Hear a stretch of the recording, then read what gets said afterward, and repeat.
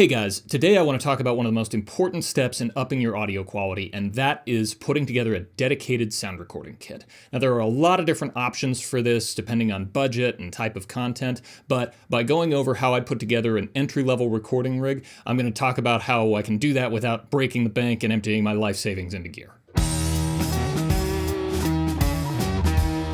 A couple things before we get started. The first is, on a general level, you do get what you pay for. Now that doesn't mean you have to buy the most expensive thing or that the most expensive mic or recorder is going to be right for your situation. And second, it's okay to get started off with inexpensive gear and then upgrade as you see fit. I started with a pair of KRK Rokit 5 monitors that I think I picked up used for $100 for the pair, and a little handheld Sony recorder that again I got used, and it didn't even have XLR inputs, and they worked out just fine. But that being said, I eventually did outgrow the capabilities that recorder had, and so I needed to put something together that was a little bit better. So with that in mind, let's talk about recording rigs. There are 4 basic components to look at here. Those are the microphone, the recorder, a pair of headphones to listen back to what you're recording, and some kind of mic stand or boom pole, something to mount the microphone to while you're recording. If there's any one component in there that you should maybe prioritize over the others or consider investing a little bit more in, it would be the microphone. That's going to be the biggest single point that's responsible for how good your sound actually sounds. Also, versatility of the microphone is a really important consideration, whether you're going to be indoors or outdoors, if you're recording a human voice or sound effects or anything in between that.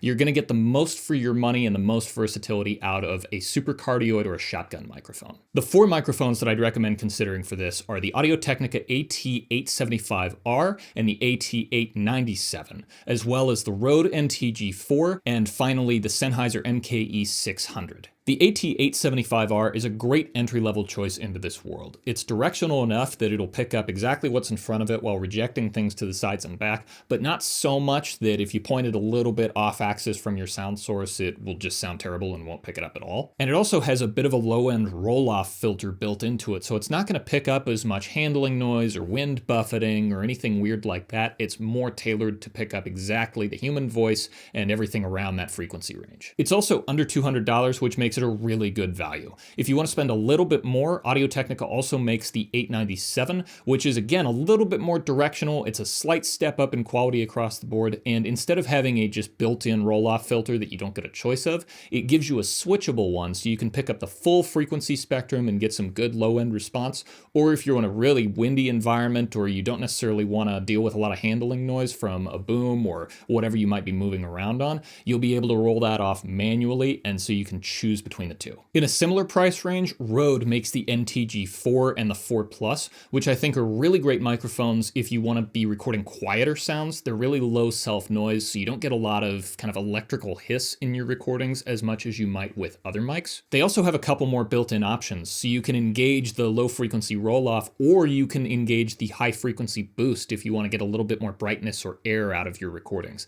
Also, each comes with a 10 dB built-in pad, so if you're recording really loud sounds, engaging the pad will drop the signal of the microphone by 10 dB, and you'll get a little bit more flexibility out of your mic. However, of the 4, the best sounding microphone is going to be the Sennheiser MKE600. The mic out of the box sounds great, it's really smooth, it flatters the voice, it flatters sound effects, it's similarly quiet to the Rode microphones, maybe even a little bit quieter, so it's not going to color it with a bunch of electronic noise. It's also got a more aggressive low-end roll-off filter, so it's going to reject even more of those unwanted frequencies and also have a little bit more of a tailored sound to exactly what frequencies you'd want it to pick up. But no matter which of these microphones you end up picking, they're all great entry-level choices, and you're going to hear a significant step up in sound quality with any of them. The second component in a great entry-level recording rig is, of course, the recorder.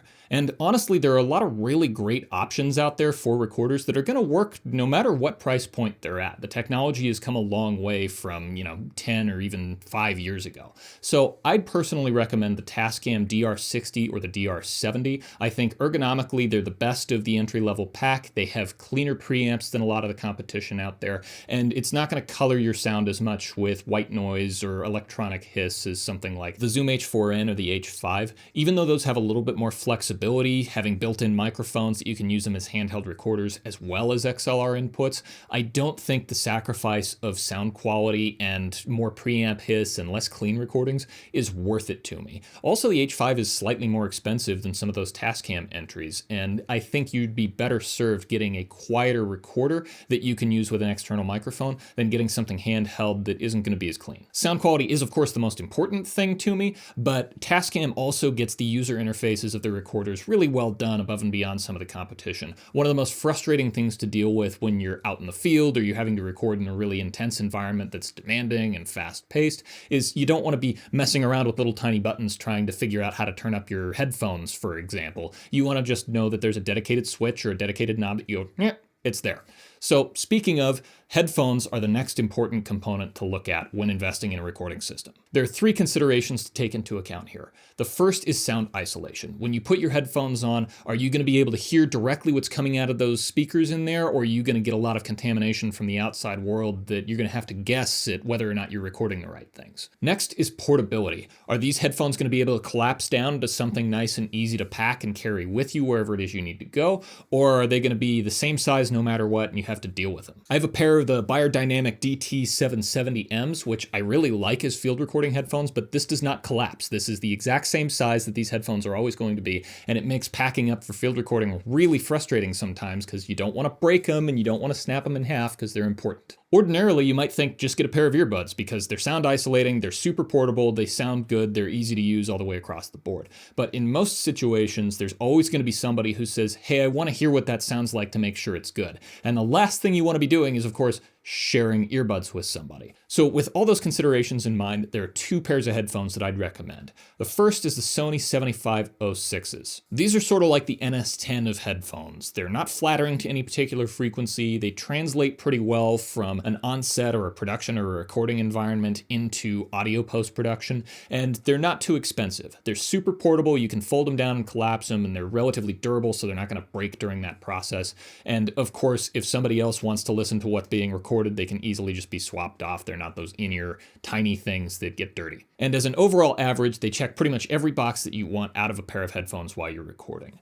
The other pair that I'd recommend are the Sennheiser HD280s. I personally prefer these because they've got a little bit of a sweetened low-end response, so you can more easily hear a lot of the bassy, boomy frequencies that you may want or not want depending on your situation. I also think they're a little bit more comfortable. The price point is the same, so they're really good bang for buck. And while they're not as portable, they do still collapse down enough that it makes them easy to transport. The fourth component of a great recording system is, of course, something to put a microphone on, so while you're talking, while you're recording, the mic is pointed exactly where it needs to go, and you can either stationarily set it up and leave it, or you can follow somebody around and capture a sound source as it's in motion. There are a lot of different options for both boom poles and mic stands. What you're looking for in a boom pole is something that's going to be lightweight and easy to collapse or expand, because generally that has to be done relatively quickly, and you're going to be carrying it for like 7 hours a day, generally speaking, so it might as well be light so you're not overexerting yourself constantly. On the higher end, you have brands like K-Tech that are making boom poles out of carbon fiber or aluminum. Also, they generally are cabled boom poles, so they have a microphone cable running inside the pole itself, so you're not getting a lot of handling noise, you're not having to wrap a cable around a boom pole every time you want to use it. It's a much easier and more elegant solution to chasing somebody around with a microphone pointed at them. In the world of mic stands, of course, not every mic stand is created equal, but most of them are, and honestly, you can find pretty good options all the way around no matter where you're looking. I think OnStage is a pretty solid brand that I'd trust, and I've used their mic stands before. They're stable, they hold everything up the way they need to, the joints aren't weak, and I think they work overall. They're also not too expensive in comparison to a brand like K&M, which also makes great mic stands, but again, it's a little pricier, and while they do stay together a little bit better, it's maybe not necessary to have unless you're going to be abusing them regularly, maybe taking them down and putting them up really often, or using them in high moisture or high heat environments. Otherwise, you can get away with most mic stands and you'll be totally fine. Two last little accessories that I'd recommend taking a look at. The first, if you're using mic stands, would be quick release clamps.